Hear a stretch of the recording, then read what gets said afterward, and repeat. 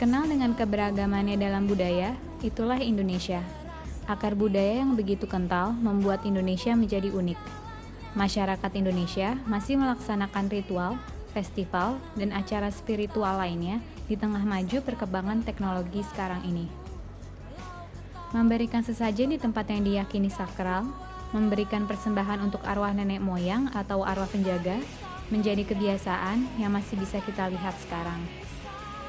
Industri film juga mengangkat tema horor atau misteri yang terinspirasi dari ritual pemanggilan ruh. Sebut saja Ouija dari Eropa, Hitori Kakurenbo dan Darumasang dari Jepang, atau Bloody Mary dari Amerika. Salah satu ritual permainan yang terkenal di Indonesia adalah Jelangkung.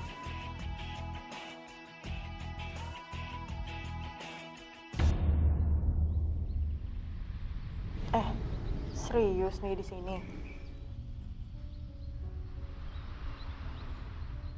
Iya, hawa di sini juga nggak enak.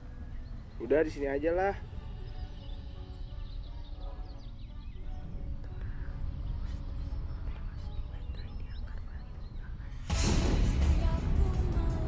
Keberadaan tradisi ritual pemanggilan ruh ini sudah berumur lebih dari 1.500 tahun. Jelangkung sendiri berasal dari daratan Cina. Mitos tentang jelangkung kuat dugaan berasal dari sebuah kepercayaan bangsa Cina terhadap adanya kekuatan roh poyang dan moyang, yaitu Cai Lankung dan Cai Lanse. Penampakan boneka jelangkung ini juga sudah diatur. Batok kelapa yang dipakai sebagai kepala boneka ini haruslah hasil dari mencuri. Boneka jelangkung yang harus dipakaikan, hingga kemudian alat tulis ditambahkan untuk memperjelas jawaban dari jelangkung, dan menggantungkan kunci di leher jelangkung yang dicelupkan ke dalam gelas kopi atau air putih jika si arwah memintanya. Yang saya ketahui sebatas selama ini yang saya ketahui adalah jelangkung itu adalah sebuah ritual dari tradisi di Indonesia, yang pada awalnya ritual ini digunakan oleh orang-orang tertentu, yaitu untuk memanggil jin atau sebangsanya, ya, untuk dimintai pertolongan atau meminta bisikan-bisikan dari kayangan, istilah kalau bahasa di dalam agama non Muslim tuh ada alam kayangan seperti itu. Dia yang pasti mesti berhubungan dengan unsur kayu.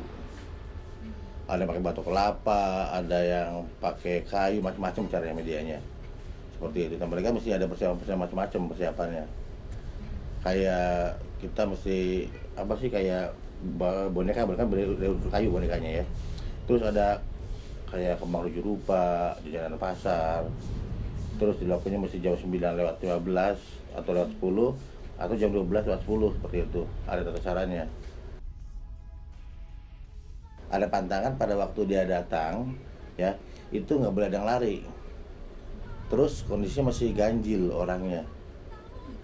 Mesti dilakukan di tanah terbuka juga, seperti itu. Terus nggak boleh ada yang takut. Soalnya kalau dia datang masih berat, seperti itu. Ditanya apa aja bisa jawab dia. Kadang-kadang dia bisa manggil, nggak bisa mulangin. Itu yang masalah, yang kadang lebih ribet. Bahayanya ya banyak macam-macam, bisa antar ngikutin terus, bisa dia pingsan, bisa kesurupan, itu bahayanya. Makanya kadang-kadang kalau dia main jalangkung terus ada yang ngerti, ada yang jaga, ada pawangnya.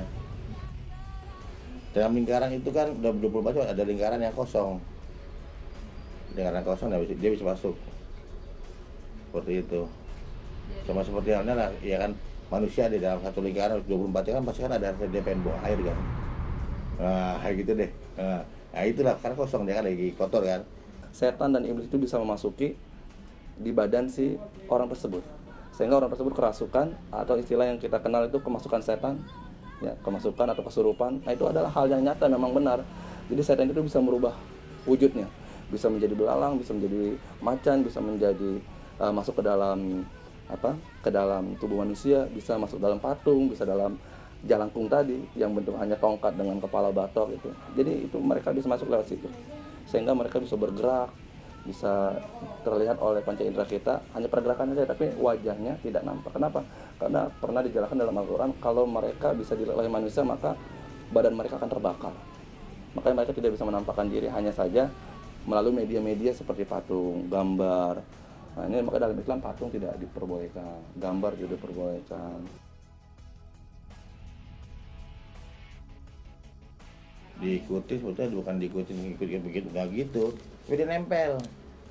Tahu di jalan jadi berat, tahu ada tingkah, jadi seperti punya dua kepribadian nih nanti. Ntar kadang-kadang normal, kadang-kadang kumat seperti itu. Ya kadang-kadang suka jirit-jirit sendiri, kadang-kadang dia suka nyabutin rambut sendiri, rambutnya botak, cabut-cabutin sama dia seperti itu. Ada juga kadang-kadang suka gigit bibir, udah ada bibirnya. Kayak gitu, kadang-kadang kayak gitu atau motor aja. Kamu kayak orang parno begitu kan. Tapi barangkali kita sebagai orang yang biasa mungkin bisa merasakan. Biasanya ditandai oleh bulu kuduk, berdiri, ada rasa penasaran, rasa takut, tiba-tiba kok. Nah itu adalah sebenarnya tanda-tanda. Karena makhluk itu dimanapun ada, di pohon dia ada, bahkan jumlahnya lebih banyak daripada manusia. Sudah dipastikan orang yang suka bermain jalangkung dipastikan imannya rendah. Dalam artian dia tidak memiliki iman yang kuat. Karena apa? Sudah percaya kepada hal yang gaib yang dijadikan menjadi penolong mereka. Yang ketiga, efek dari segi mental, psikologinya, ya, itu bisa menjadikan orang tersebut menjadi gila.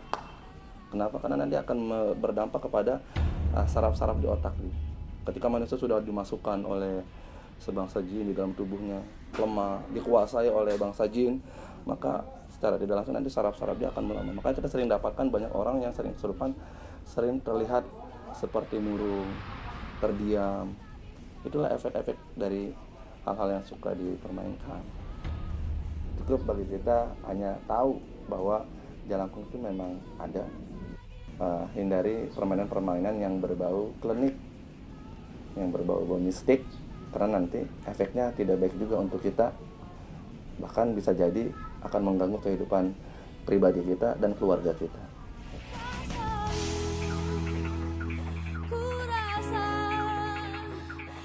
Singkat kata, jelangkung merupakan tradisi ritual yang bukan sekedar permainan. Dampak yang beragam dari permainan ini sendiri dapat membahayakan orang yang bermain.